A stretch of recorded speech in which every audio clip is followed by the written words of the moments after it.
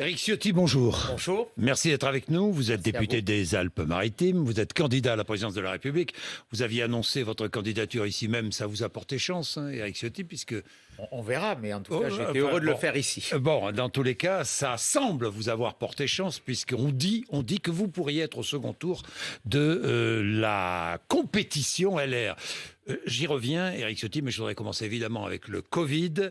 Ouvrir la vaccination 3e dose à toutes les classes d'âge, c'est une de vos propositions? Bien sûr, il faut le faire, et je crois qu'on a même trop attendu. Des pays l'ont déjà fait avant nous. C'est une nécessité. Moi, je crois au vaccin. Je l'ai toujours dit. Je crois à la science, je crois au progrès. Et je le dis, ceux qui, depuis des mois, nourrissent une campagne anti-vaccin ont une responsabilité extrêmement lourde et sont des irresponsables. On a eu la chance, dans cette crise terrible qui a emporté des millions de personnes dans le monde et qui risque, on annonce encore plusieurs centaines de milliers de morts, y compris en Europe. 120 000 morts déjà dans notre pays. Ceux qui ont lancé ces messages ont une responsabilité immense. Il faut se faire vacciner. Et quand j'entends Dupond-Aignan dire... Il n'a pas dit Nicolas ça. Dupond-Aignan, non. Nicolas Dupond-Aignan dit hier soir, c'était sur BFM TV, le Covid, on s'en fout, je m'en fous. Je Que crois répondez-vous à ça?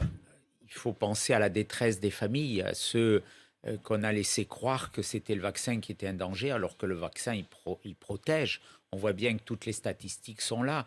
Plus on a des pays où le vaccin est présent, avec une proportion importante dans la population, moins il y a de victimes. Oui, vous avez vu ce qui s'est passé dans les Vosges, Bien avec 3 membres non vaccinés, je dis bien non vaccinés, d'une même famille qui sont morts en quelques jours. Le père, la mère et le fils. C'est dramatique.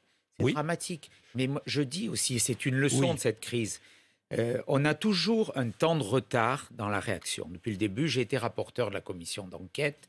Et ce qui marque la gestion de cette crise, je conçois que c'est très difficile. Même si on est l'un des pays d'Europe, même du monde, les plus vaccinés. Oui, mais on a eu réussi la vaccination. On a rattrapé, mais on a eu un temps de retard au début. Et là, sur la 3e dose, il faut y aller. Il faut y aller très vite. Et on perd du temps aujourd'hui. Mais c'est la seule réponse. Donc, et il dose. y a des traitements aussi qui arrivent. Oui. Et ça, c'est un formidable espoir. Donc, merci aux scientifiques. Et je ne dis pas merci à ceux qui déploient ces discours honteux. Bon, 3e dose, donc 6 mois après l'injection de la 2e dose. C'est un rappel, la 3e dose, c'est une dose de rappel. Est-ce qu'il faut renforcer les contrôles du pass sanitaire? Oui, je crois qu'à partir du moment où il y a des règles, il faut qu'elles soient respectées.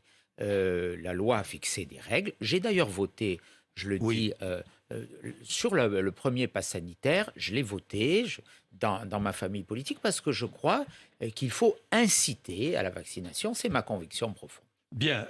Et est-ce qu'il faut... je ne sais pas moi, confiner les non-vaccinés? Certains souhaiteraient aller jusque-là. Non, je ne le crois pas. Je ne le crois pas. Aujourd'hui, on a ce message sur la vaccination. C'est là où il faut mettre le paquet. L'obligation de télétravailler certains jours par semaine? Non plus. Je ne crois pas que ce soit aujourd'hui la nécessité. Attention à installer une culture du non-travail.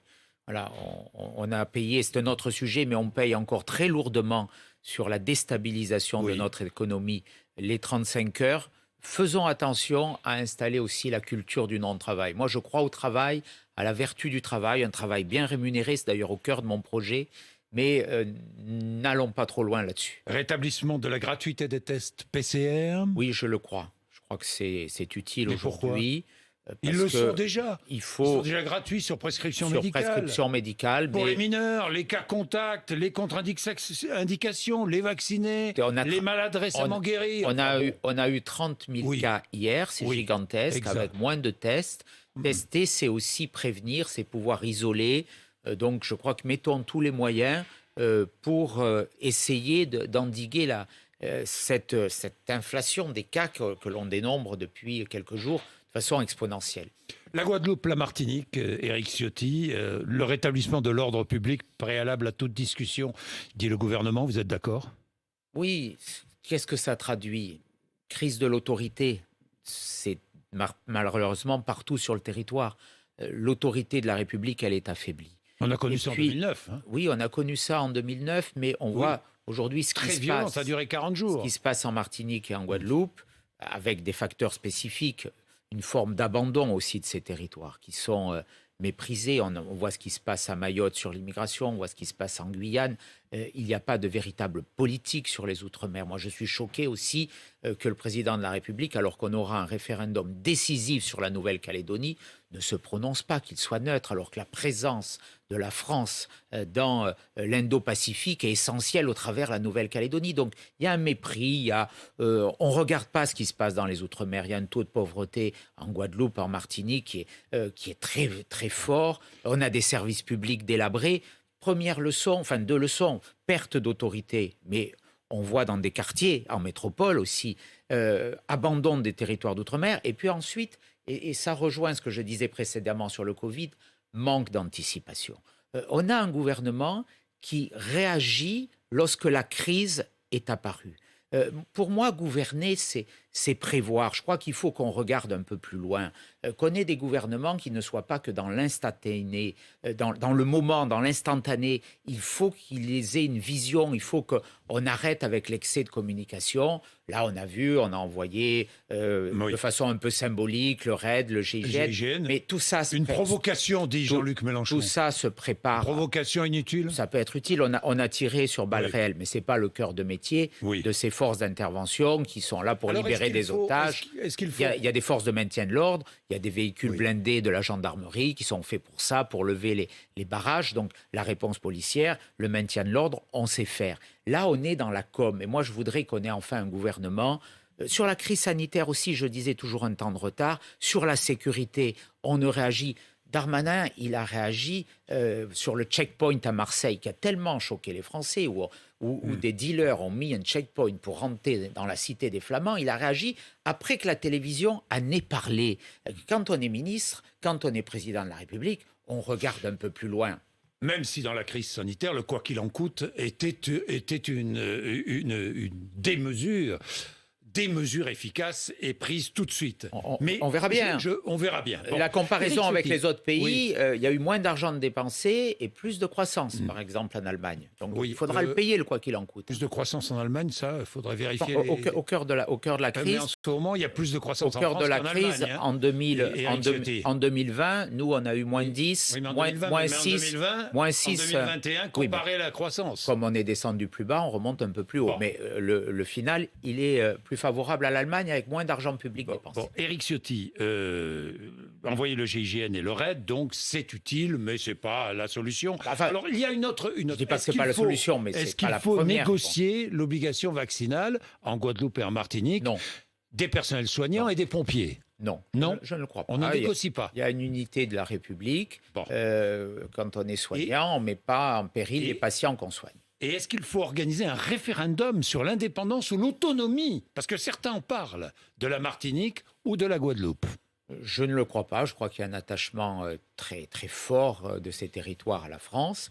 Mais il faut que la France considère ces territoires. Et aujourd'hui, je le redis, il y a un mépris insupportable. Et moi, je veux être aussi demain celui qui retémoignera cet attachement à nos territoires d'outre-mer. On a une force maritime, une présence géopolitique forte dans tous les continents du monde, un espace maritime qui est un des premiers au monde grâce à nos territoires d'outre-mer. N'abandonnons pas nos outre-mer. Leur situation est dramatique aujourd'hui. Éric Ciotti, seriez-vous un faux-né de l'extrême droite?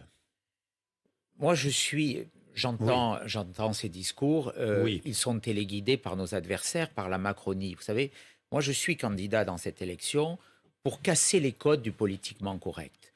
Je suis un homme de droite, je le revendique, je suis gaulliste, toute ma famille personnelle, ma famille politique a toujours été gaulliste. Je suis né dans un village qui est classé juste parmi les nations, qui a accueilli des juifs pendant la Seconde Guerre mondiale. Moi, j'ai le souvenir enfant de ma grand-mère où un de ses amis juifs venait l'été parce qu'il avait été là en 1943. C'est ma culture, je porte une vénération au général de Gaulle. Mais ce que je dis, c'est que quand on est de droite, avec des valeurs claires, il n'y a pas de place à l'extrême droite ou à droite. Ceux qui tiennent ce Vous dites discours... quand la droite et de droite, la droite et sans elle-même. tabou, l'extrême droite n'existe plus. Bien sûr. Oui, mais alors qu'est-ce qui vous sépare de l'extrême droite? Rien. Regardez, Rien. si c'est l'histoire, c'est la République, c'est justement cette... Qu'est-ce qui vous sépare d'Éric Zemmour? Rien. Cette filiation, mais Éric Zemmour, je ne sais pas... Les cathédrales, la chrétienté, je sais, rien je ne vous sais pas sépare si d'Éric Éric Zemmour, où il se situe. Je ne sais même pas s'il est candidat. Moi, il sera candidat. Il le sera vraisemblablement. Évidemment. Mais moi, ma référence, c'est ma famille politique. Quand je veux rétablir le droit du sang, qui en a parlé le premier? Valéry Giscard d'Estaing, dans une interview au Figaro en 91. La priorité nationale, c'était dans le programme du RPR et de l'UDF en 1990, dans les assises de Villepinte. Donc, ces valeurs, finalement, on n'a plus osé les revendiquer parce que la gauche a délimité la frontière du politiquement correct, le camp du bien, le camp du mal. Moi, aujourd'hui, je veux faire tomber ces tabous. Je suis un homme de droite. Les Français parlent de ces sujets. Ils ont peur de perdre leur identité. Ils ont peur que demain, on ne vive plus comme ils ont vécu hier, qu'on nous impose des modes de vie par le terrorisme islamiste, qui ne sont pas ceux que l'on a reçus. Moi, je veux que la France reste la France et personne ne m'empêchera de dire ce que je veux. Nos adversaires, je vois bien les petits télégraphistes de l'Élysée qui sont mandatés. Tiens, voilà. Vous parlez de Renaud Muselier. Vous l'avez reconnu. Vous l'avez reconnu. Non, mais parce que Renaud Muselier vient de déclarer « Je quitte LR, je ne m'y retrouve plus ». Il n'y était plus déjà. C'est une clarification que je salue, parce que pour une fois, il est honnête. Ça fait 3 ans qu'il travaille pour En Marche. Même si vous l'avez soutenu quand même. Hein. Pardon, j'ai voté pour lui au second tour. Oui, au second tour, oui. Je vous l'avais dit chez vous d'ailleurs. Oui, vous savez, j'ai voté pour lui parce que je suis un homme de loyauté à ma famille politique. Moi, j'ai toujours été fidèle à mes valeurs, à mes convictions. Je suis loyal au président de notre famille politique, Christian Jacob, qui fait un travail formidable. Je l'ai fait pour lui parce que je suis un homme de responsabilité. J'ai été mis en minorité. J'ai voté contre l'investiture de Muselier, avec Bruno Retailleau d'ailleurs, avec quelques-uns, avec François-Xavier Bellamy. On a voté contre parce qu'on n'avait pas confiance. On savait, et ça se révèle aujourd'hui, que ceux dont vous parlez, les petits télégraphistes de l'Élysée, ils sont avec Emmanuel Macron. C'est leur choix, mais au moins qu'il y ait de la cohérence. On ne peut pas être dehors et dedans. Au moins c'est clair et je m'en réjouis. Si vous gagnez cette primaire, cette compétition au sein de LR, vous serez donc le candidat LR à la présidence de la République. Vous vous sentez à la hauteur de la fonction? Oui, et je sens que je peux surtout rassembler tous les électeurs de droite. Voilà, on parlait de ceux qui nous ont quittés. Oui. En 2007, Nicolas Sarkozy, il a rassemblé et il a donné une immense espérance au pays et il a réduit justement le Front National. Je pense être celui, dans notre famille politique, qui peut... j'ai une conviction... Il faut qu'Emmanuel Macron soit battu parce qu'autrement, ça sera un déclin irréversible de la France. Vous avez choisi, de toute façon, pour le battre, vous voterez Zemmour ou Marine Le Pen au second tour. Non. J'ai dit uniquement pour Zemmour.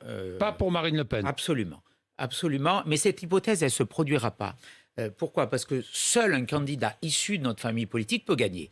Et j'ai aujourd'hui la conviction que je suis celui qui peut gagner. Est-ce que vous avez Parce que j'ai un discours qui peut justement faire revenir ces électeurs qui sont tentés par Éric Zemmour parce que ils me disent « Mais allez-y, on a des problèmes, il faut rétablir l'ordre, il faut aujourd'hui lutter contre l'immigration de masse, il faut arrêter la montée de l'islamisme, il faut baisser les impôts massivement, il faut réformer les collectivités, il faut réformer l'État, il faut avoir du courage. » Eh bien, ce courage... Moi, je veux le proposer. Attention à la crise de civilisation. Vous dites exactement, vous avez exactement le même discours. Vous croyez qu'il n'y a pas de crise de civilisation? Il y a aujourd'hui, on a été attaqué. Vous avez le même discours. Donc vous dites, c'est moi l'original, et c'est lui la copie. Moi, c'est mon discours. Je n'en ai pas changé. Même Édouard Philippe, aujourd'hui, dans les colonnes du Figaro, dit que le seul qui est constant, C'est Éric Ciotti. Ce discours que je vous tiens aujourd'hui, vous m'avez souvent invité, je vous en remercie, je l'ai toujours tenu. Moi, je me déguise pas pendant cette élection. Est-ce que vous avez choisi... Je suis un homme de sincérité, de fidélité, et je crois aux idées droites pour redresser la France. L'autorité, l'identité, la liberté. Après, les autres, ils peuvent penser ce qu'ils veulent, mais moi, j'ai toujours pensé cela. Est-ce que vous avez choisi votre Premier ministre? Oui. Si les Français me font confiance, ce sera Laurent Wauquiez. En tout cas, je proposerai à Laurent Wauquiez parce que... Vous lui en avez parlé? Non, je ne lui en ai pas parlé, mais Laurent Wauquiez est un ami et je pense qu'il doit occuper demain un rôle majeur dans notre pays. S'il avait été candidat à l'élection présidentielle, je n'aurais pas été candidat, mais je crois que la France aura besoin de sa vision. Il a géré admirablement la région Auvergne-Rhône-Alpes. Il a baissé les dépenses publiques, il a mis des politiques innovantes, il a favorisé le travail. Moi, je veux qu'on favorise le travail. Oui. Vous savez, c'était lui qui voulait lutter contre l'assistanat. Il a eu les bonnes intuitions. Ça veut dire favoriser le travail, ça veut dire supprimer les 35 heures. Oui, c'est dans mon projet. J'ai vu ça, donc travailler 37, 38, 39 heures. Je propose le retour aux 39 heures et dans la fonction publique, payer 38. Ça sera la contrepartie Est-ce que pour le les conseil départemental des Alpes-Maritimes, on travaille 35 aujourd'hui? Oui, j'ai été la première, absolument. Oui. J'ai été la première collectivité à la mettre en œuvre, cette mesure. Quand je suis arrivé à la présidence en 2009, on travaillait 32 heures. J'ai mis les 35 heures, c'était le maximum. Et j'ai fait diminuer de 20% les effectifs. 5100 fonctionnaires en 2008 au département des Alpes-Maritimes, 4300 en 2017. Et j'ai baissé la dette, énorme qu'avait laissé Christian Estrosi, et j'ai baissé par 2 fois les impôts. Vous savez, moi j'ai une cohérence. Mais les impôts, vous proposez une flat tax. 2 fois la taxe foncière. Oui.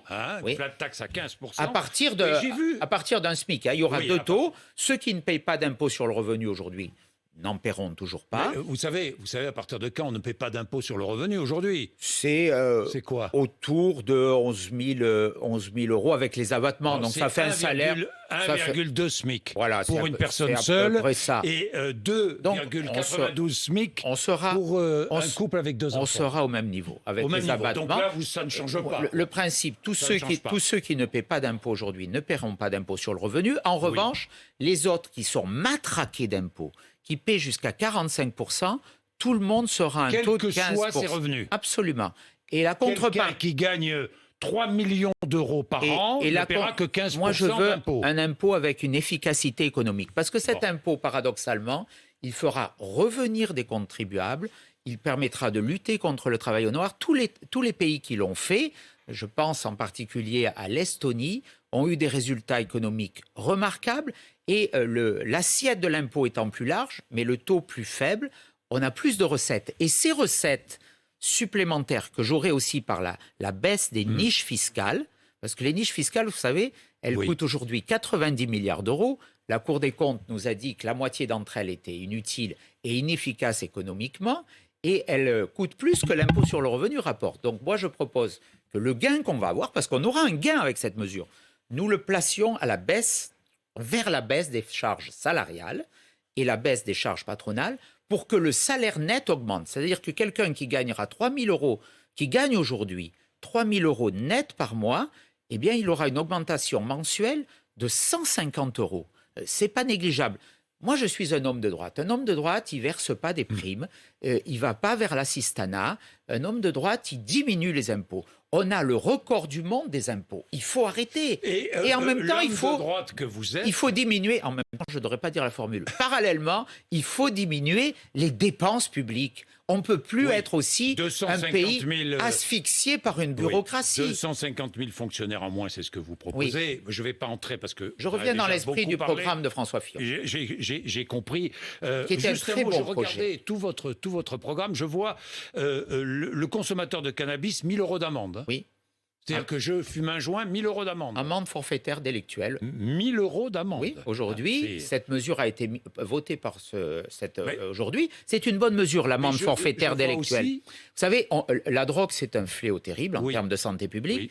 Et ça nourrit tous les réseaux de criminalité. 79 assassinats depuis le début de l'année, de règlement de compte sur fond de trafic de drogue. Aujourd'hui, c'est le chiffre d'affaires de la drogue, de la délinquance, de l'économie parallèle, c'est 3 000 milliards d'euros. C'est 3 milliards d'euros. 3 000 milliards d'euros, c'est la dette. 3 milliards d'euros, excusez-moi. Ils tiennent des quartiers entiers. Donc, si on ne s'attaque pas à la consommation, on maintiendra toujours un trafic. Donc il faut bien sûr lutter contre les trafiquants. Je propose des saisies beaucoup plus fortes de bâtiments, notamment de produits de ces trafics. Je propose qu'on fasse payer les jours de détention des gens qui sont en prison, parce que quand on est trafiquant de drogue, quand on gagne des millions d'euros, c'est pas à la société de payer les jours de prison. Je souhaite, troisième volet, parce que c'est une politique globale, qu'on ait une action diplomatique très forte contre les pays producteurs, notamment le Maroc, qui est un pays qui exporte de la drogue. Il faut s'attaquer. Si on ne fera pas reculer la délinquance, si on ne fait pas reculer le trafic de drogue. J'ai une dernière question. Vous êtes favorable au retour du service militaire. Est-il vrai que vous avez tout fait pour échapper au service militaire? C'est faux. C'est vrai ou pas? Vous l'avez fait ou pas? C'est faux. Non, je ne l'ai pas fait pour des raisons tout à fait légales par rapport à ma situation familiale. Voilà, j'avais demandé un report. Et ensuite, j'ai eu une situation familiale puisque j'attendais la naissance, mon épouse attendait la naissance de ma fille. Et c'est dans ce cadre, à la fin du service militaire. Mais aujourd'hui, moi, je suis favorable, naturellement, à des dispositions qui favorisent l'unité nationale. Merci d'être venu nous voir, Éric Ciotti, ce matin sur RMC et BFM TV. Il est 8h53.